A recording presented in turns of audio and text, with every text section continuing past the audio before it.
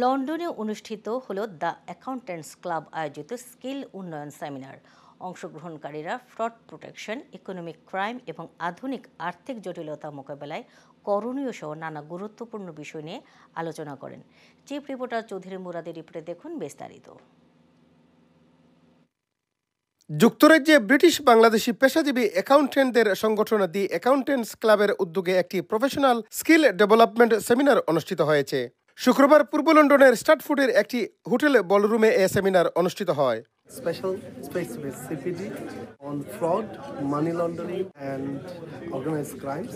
The discussion was very good and we learned a lot of things and many things from the discussion.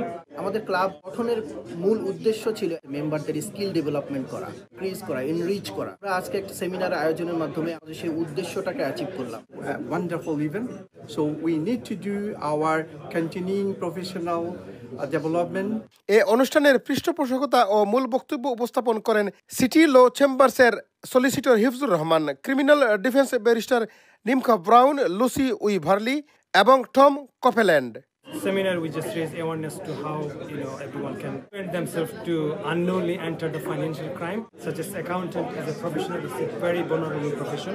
Whole evening talking about the importance of accountants really understanding the way that financial crime is developing.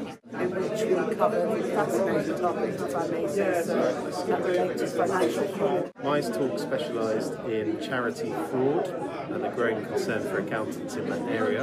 Understand regulations surrounding it and all the judicial system in the sense of fraud. এই অনুষ্ঠানটি সঞ্চালনায় ছিলেন ক্লাবের education ও learning secretary Sujana Shafiq, ক্লাবের general secretary Mohammad Enamul Haque খান।